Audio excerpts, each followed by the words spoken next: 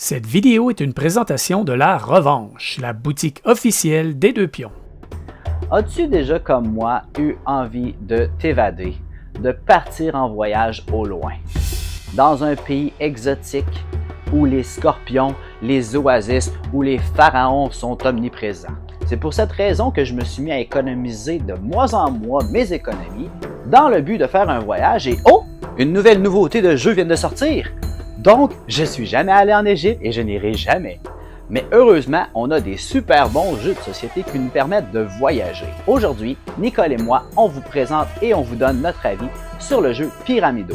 Un jeu de domino où on va construire une pyramide de 4 étages dans le but d'être le joueur qui va faire le plus de points de victoire. Voici donc Pyramido!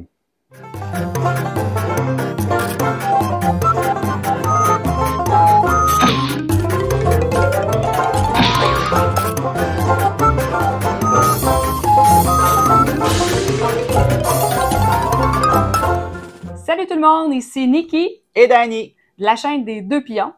On est super content aujourd'hui de vous retrouver pour vous parler du jeu Pyramido. Pyramido est un jeu de 1 à 4 joueurs d'une durée d'environ 45 minutes. Son auteur se nomme Ekwan Kwon et les illustrations sont faites par The Creation Studio. Notez qu'il est distribué par Asmodee Canada. C'est un jeu de placement de tuiles où vous allez à votre tour placer des dominos. Ça va construire un puzzle qui va vous amener à construire une pyramide de 4 étages qui vont nous emmener vers le but du jeu qui est d'avoir le plus de points de victoire. Voilà, nous on se retrouve pour les règles. Nous voici donc ici avec une mise en place pour Pyramido à 2 joueurs. Il est à noter que la mise en place sera la même à 3 ou 4 joueurs. Donc, on va commencer ici avec les 4 piles de dominos. Il y en a 90 dans la boîte, ils sont tous uniques. Par la suite, vous aurez 3 dominos ici qui seront à la carrière ou le marché si vous préférez. Et ce sera vraiment ici qu'on fera le choix des dominos qu'on va jouer. Chaque joueur va recevoir 6 marqueurs bijoux, donc un de chaque couleur, et 3 tuiles de recouvrement. Je vous ferai remarquer qu'elles sont recto-verso. On le voit ici dans le coin en bas, ce qu'on voit comme couleur de l'autre côté. Donc, encore une fois, une pour chacun des 6 symboles bijoux qu'on retrouve sur vos marqueurs. Donc, évidemment, le but du jeu sera de faire le plus de points de prestige au terme d'une construction d'une pyramide de 4 étages.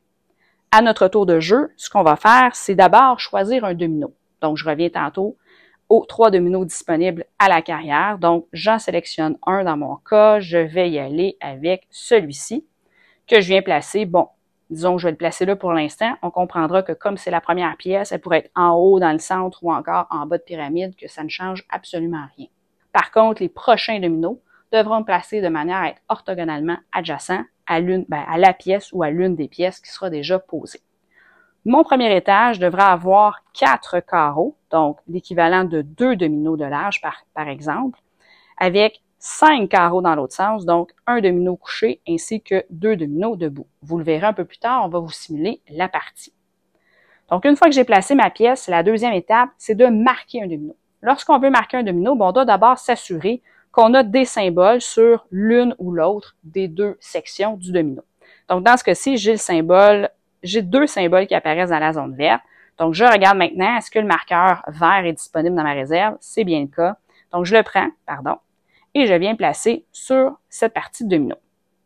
Si jamais j'avais eu des symboles ici dans la section jaune, mais j'aurais eu un choix à faire, donc où je marque la partie de gauche, où je marque la partie droite. Je ne peux pas marquer les 2 à cette étape-ci.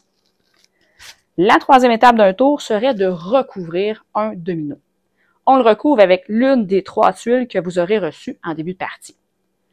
Donc, vous comprendrez, il faudra faire des choix judicieux. Je vais vous montrer comment le faire ici, mais je ne le ferai pas sur mon premier tour de jeu, donc je vais le défaire mon tour par la suite.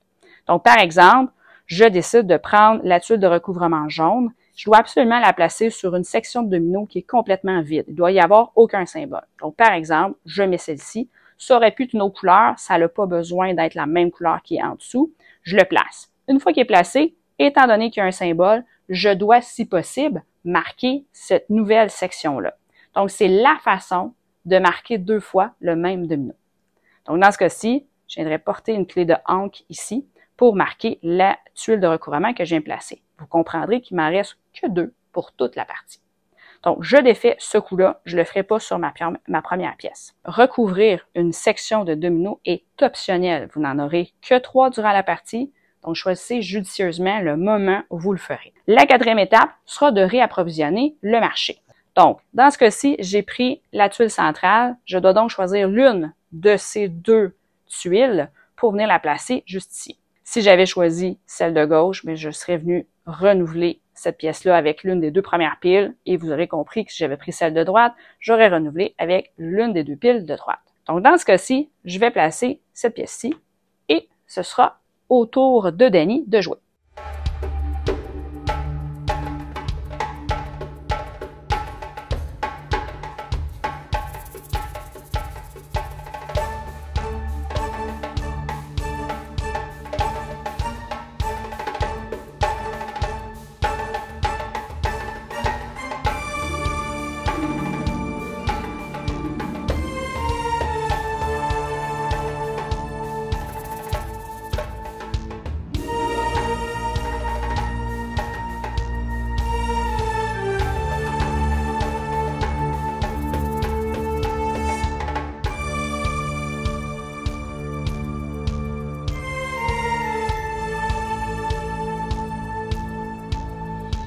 Nous voici donc à la fin de la construction du premier étage de notre pyramide. Donc, Dany et moi avons construit un 4 par 5.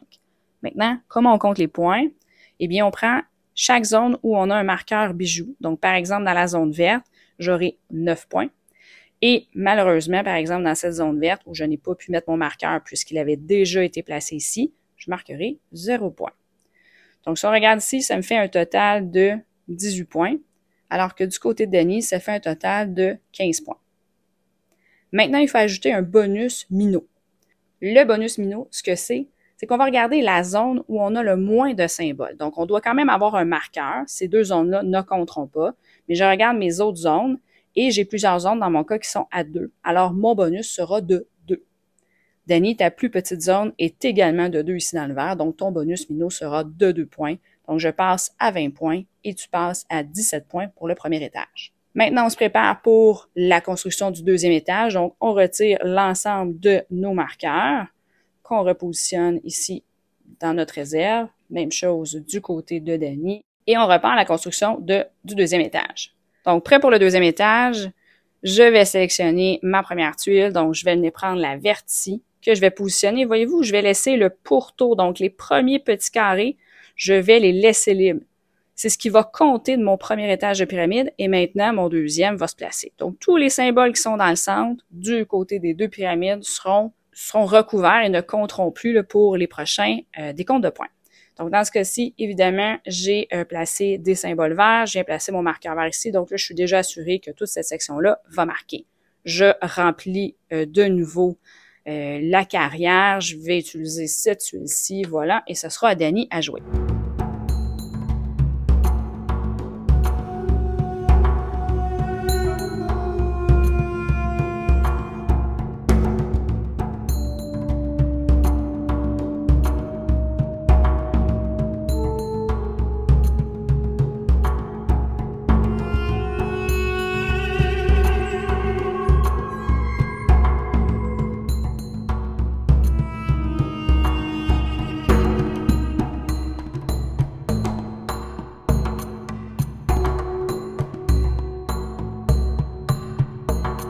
Nous voici donc à la fin du deuxième étage, donc à la fin de la construction du 2e étage.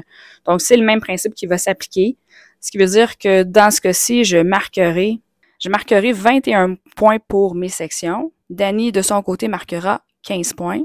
Par la suite, au niveau du bonus minot, bien dans mon cas, la plus petite section qui est marquée sera celle des chats ici, donc la zone bleue, je marquerai 2 points de bonus. Donc, ta plus petite section, toi, sera de 2 points ici dans le bleu pâle. Donc, on ajoute 2 à nos scores que nous venons de donner. Donc, je serai à 23 points et du côté d'Annie, il sera à 17. Donc, encore une fois, on refait le même exercice pour démarrer la 3e manche, donc la construction du 3e étage. On remet nos marqueurs, dans notre réserve. Voilà. Ce sera à Dany à débuter la manche. Toujours celui qui a marqué le moins de points à la manche précédente qui démarre la nouvelle construction. Donc, Dany, à toi.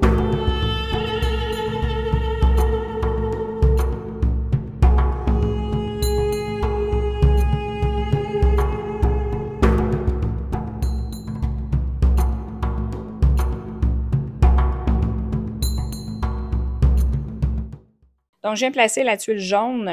Par la suite, ce que je fais, je place évidemment le marqueur dessus et je vais procéder à un recouvrement, c'est-à-dire que je vais utiliser ma tuile recouvrement avec le symbole vert dessus, donc la section verte que je viens de poser sur la section bleue. Je vous rappelle que la section doit être vide, il ne doit y avoir aucun symbole bijou dessus.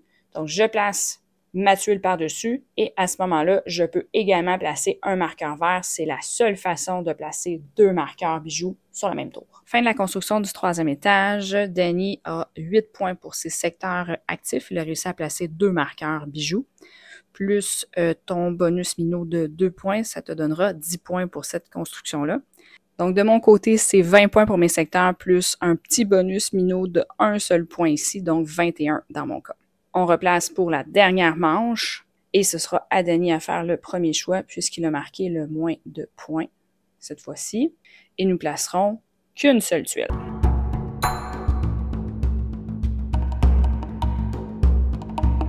Voilà, on a une fin de game un peu horrible, je pense que le terme est juste, étant donné que nous avions des symboles bijoux sur les 2 parties de nos dominos, on n'aura pas été en mesure, ni l'un ni l'autre, de recouvrir une partie de domino pour essayer d'avoir 2 marqueurs sur notre dernière tuile. C'est particulièrement désastreux. Donc, dernier étage, les points d'Annie, 3, plus ton bonus minot de 3, bien entendu. De mon côté, 6 avec un bonus minot de 6. Donc, en fin de partie, on va additionner les scores de chacune des manches. Celui qui aura le plus de points de prestige sera le gagnant, bien évidemment. En cas d'égalité, le joueur qui possède encore le plus de tuiles de recouvrement l'emporte. Et si jamais l'égalité persiste, à ce moment-là, on va aller rechercher parmi les 4 rondes de jeu le meilleur score parmi les joueurs qui sont toujours à égalité et ce meilleur score-là l'emportera. Donc, c'est vraiment le score d'une manche. Voilà, c'était les règles de Pyramido. On vous revient avec notre avis. Danny, ce que tu as pensé de Pyramido, on pourrait peut-être commencer par le matériel du jeu. Ben, honnêtement, le matériel, les jetons en bois viennent dans un petit sac à bulles. Puis, j'avais peur qu'il soit fragile justement à cause du matériel de sécurité. Puis non, c'est une bonne qualité quand même. Il y a le matériel, le pion rouge en fin de compte, qui est un œil d'Osiris, je crois, là. Mais tu sais, j'ai joué avec, je l'ai lancé dans le mur, puis il était assez résistant. Les dominos, c'est parfait en termes de c'est une belle épaisseur, effectivement. Puis pour de vrai, la première fois que j'ai vu le jeu, quand j'ai vu les 3 tuiles par joueur de recouvrement, on dirait que j'ai comme fait, ben là, c'est un peu cheap comme production, c'est un carton super mince, mais je savais pas le jeu. Puis quand on m'a expliqué le jeu, puis j'ai commencé à monter ma pyramide, puis que là, j'ai mis l'autre, puis j'ai comme fait, ah ouais, tu sais, ça peut pas être une tuile de carton épaisse parce que la pyramide aurait été tout croche. Fait il y avait pas le choix vraiment de prendre ce matériel-là pour le glisser recto ou verso pour pouvoir recouvrir. Ouais, une espèce de papier un peu plastifié, là, qui fait le boulot, en fait, parce que oui, comme tu le mentionnes, si ça avait été plus épais, si ça avait été l'épaisseur des tuiles, ben ça aurait pas bien chimé notre pyramide, elle n'aurait pas tenu. Ouais, ça aurait débalancé. On aurait eu une tour de Pise en Égypte, là, tout croche. Ouais, bon, bref. Mais pour toi, Nicole, qui est une sommité dans tout ce qui a trait à la beauté, qu'est-ce que tu penses de l'esthétisme général du jeu? J'imagine que quand tu parles de sommité en ce qui a trait à la beauté, tu t'inclus dans mes choix de beauté. Ah, ok, d'accord, bien entendu. L'esthétisme général du jeu est super beau. En fait, j'avais un peu peur au départ. On avait des pièces hyper colorées. J'avais l'impression que ça détonnait un peu. Mais en même temps, ça permet vraiment de bien visualiser les zones qu'on construit, bon, sur les étages et tout ça. On s'habitue rapidement, donc on est loin d'un jeu beige. On a du bleu, du turquoise, du jaune, du vert lime, du brun parmi les couleurs de domino. Puis pour vrai, ça sort super bien. Les dessins, les illustrations font le boulot. C'est pas trop, c'est pas assez. Je trouve que ça fait ce qu'on lui demande de faire, c'est-à-dire nous identifier la zone puis le bijou qu'il y a dessus. Je trouve ça parfait. Il aurait pu être beige puis être, tu sais, il y a des jeux des fois de thématiques médiévales qui sont très brun, gris, beige puis un autre ton de beige, tu sais, mais non, on a vraiment été avec des couleurs qui punchent puis c'est bien correct parce que, tu sais, le but du jeu, c'est quand même ça, de regarder pour avoir le plus de rouge possible, le plus de bleu dans sa pyramide puis c'est vrai que c'est super. Oui, sinon, les choix des bijoux. Les chats d'Égypte, le rat, la clé d'encre, entre autres, le pharaon, bon, etc. Je pense que tous les clins d'œil, oups, jeu de mots, sont tous là. Je pense que ça fait le boulot également. Il manquait juste un nez. Le nez Cléopâtre! Mais bon. Puis, côté de la clarté des règles, qu'en as-tu pensé? Ben moi, j'ai eu la chance de lire toutes les règles. C'est moi qui les ai lues. Pour vrai, j'ai trouvé ça vraiment bien fait. C'est un jeu qui s'adresse, on s'entend, à un grand public. Là. C'est pas un jeu de 4 heures, c'est pas un jeu très...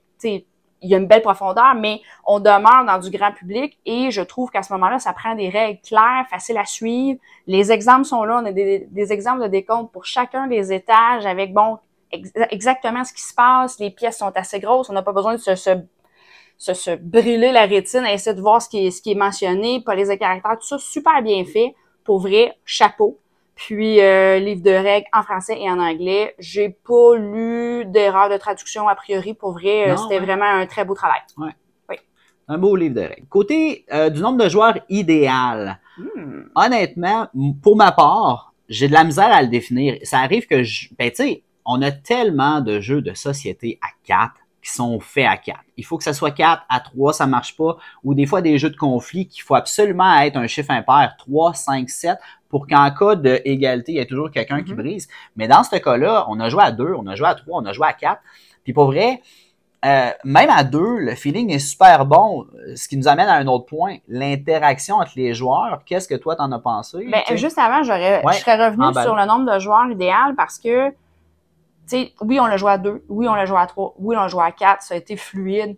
Cela étant dit, considérant le nombre de pièces, il peut être intéressant de jouer à plus que 2. Parce qu'évidemment, les pièces vont rouler plus si on est 4 joueurs, ce qui est normal.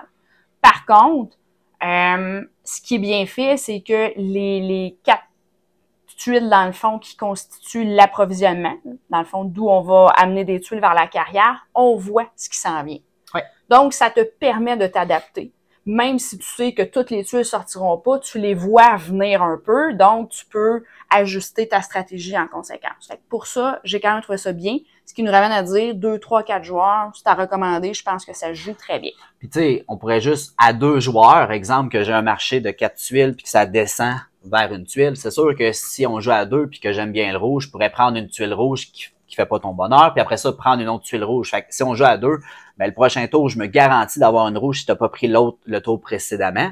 Tandis qu'à 3 joueurs ou à 4 joueurs, ben là, il y a toujours le facteur de qu'est-ce que le 3e joueur, qu'est-ce que le 4e joueur va prendre dans le marché, que là, je fais comme, ah ben là, j'en ai plus de rouge rendu à mon tour, puis qu'est-ce qui m'a offert le voisin de ma droite, parce qu'on tourne dans le sens des aiguilles d'une montre. Ouais, c'est un peu là où l'interaction des joueurs, bon, évidemment, il n'y en a pas à proprement dit. On n'est pas dans un jeu de majorité, on n'est pas dans un jeu de conflit, on n'est pas dans un jeu de négociation, on est vraiment dans un jeu de puzzle. Ouais. Idéalement, on évite, s'il vous plaît, les amis. Puis on les met pas dans notre nez. Bon, une fois que ça c'est dit, chance, stratégie, justement. C'est pas le jeu le plus stratégique qu'il y a. Tu sais, c'est un feeling léger, on a du plaisir, puis tout, une game qui dure même pas une heure. Puis de la chance, ben il y a pas de dés dans ce jeu-là où, tu sais, comme je vous dis, on a quand même 3 tuiles possibles au marché. Fait que même si on n'a pas la couleur, ben on peut très bien travailler sur un autre côté de la pyramide sous un autre angle de couleur. Mais la stratégie primordiale dans Pyramido, c'est les 3 tuiles de recouvrement.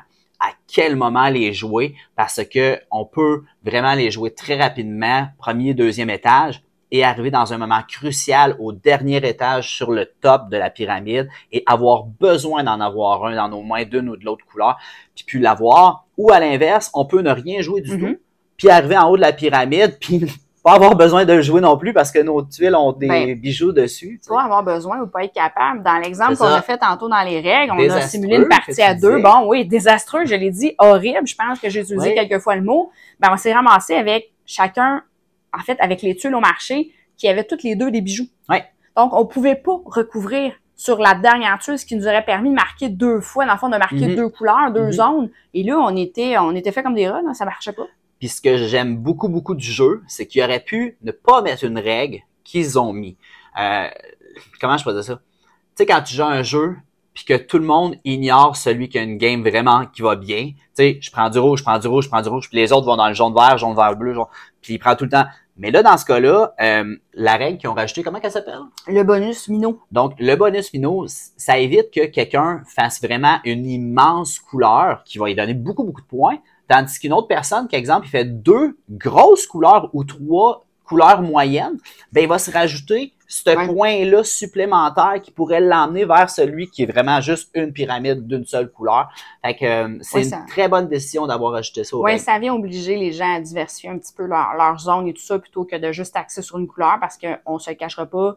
La façon dont les dominos vont sortir, c'est aléatoire, donc il y a un volet chance à ce niveau-là. Puis si c'est toute la même couleur qui sort, ben vous avez deux choix, soit on recommence puis on brasse les piles, ou bien vous faites avec. Et à ce moment-là, ben oui, vous allez devoir composer qu'une couleur qui sera peut-être un peu plus forte, mais votre bonus minot risque d'être plus petit, donc votre zone la plus petite, ben elle risque de pas scorer beaucoup. Voilà. Puis qu'est-ce que tu penses de la rejouabilité du jeu? Hey, je l'ai dit one shot, je suis fier. Oui, bravo quand même, c'est le genre de mot dans lequel tu aimes bien t'accrocher habituellement. Je mets des aides puis tout là. Oui. Rejouabilité. Rejouabilité.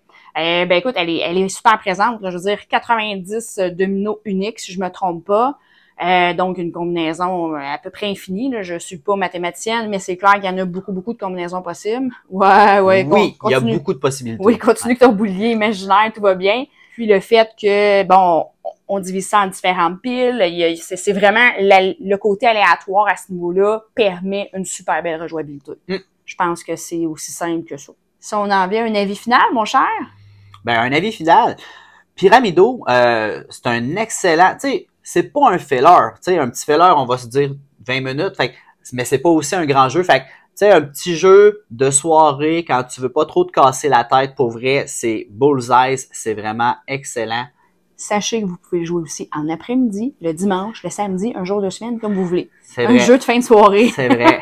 Lors du jour du Seigneur, vous pouvez jouer à Pyramido puis prier votre pharaon, votre divinité égyptienne. Ce qu'on veut dire, c'est que Pyramido, c'est un jeu qui est accessible à tout le monde. Les joueurs aguerris vont quand même trouver leur compte dans un jeu qu'on considère là, grand public, 45 minutes, ça sort bien, c'est fluide. On passera pas 3 heures à essayer de comprendre quelle combinaison de tuiles qu'on peut faire. C'est un jeu où on doit s'adapter. Il n'y a pas de grande stratégie là, qui n'en finissent plus. Donc, dans ce contexte-là, je pense que c'est un jeu pour les familles, c'est un jeu pour les joueurs qui jouent un peu moins souvent. C'est un jeu qui va rassembler tout le monde. Oui, exactement. Tu peux jouer avec tes grands-parents, puis ils vont. Puis c'est ça, j'ai comme oublié un point que je viens de penser, mais il est facile à expliquer. Oui. Les règles sont claires parce que ça n'a pas 40 sortes. Tu sais, à votre tour, vous devez faire une des 7 options suivantes. Non. Tu prends une des 3 tuiles, tu la places sur ta pyramide, puis tu calcules les points. Fait que c'est vraiment un très bon jeu. Je vous le recommande. Oh, tu nous le recommandes? Oui. Ben écoute, je vais abonder à ton sens. Moi, je vais dire que c'est un jeu qui va sortir dans les week-ends familiaux, les week-ends avec les neveux, pour initier des gens qui jouent généralement très peu à des jeux de société. Ça sera une belle porte de sortie pour les amener une table de jeu et les corrompre. Puis, je me demande aussi, Nicole, qu'est-ce que tu recommanderais aux auditeurs qui nous regardent? Oh, ben oui, je vois où tu veux en venir. Ben, je vous recommanderais d'aimer cette vidéo, pour autant que vous l'ayez aimé, bien entendu. Commentez, posez-nous des questions. On est là pour ça, ça nous fait plaisir. Abonnez-vous juste ici. Et abonnez-vous à la chaîne, bien entendu, pour suivre tous nos vidéos. On va en sortir à tous les jours. Nicole, elle m'a dit ça hier soir, qu'elle voulait en sortir à tous les jours à partir d'aujourd'hui.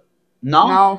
OK, on va en sortir un par lundi. C'est quand même beaucoup de travail. On va tenter de vous nourrir régulièrement. De vous divertir. Mais pas à tous les jours, malheureusement, ça sera pas possible. Donc, sur ce, on vous dit à bientôt. Bye bye tout le monde. Bye bye.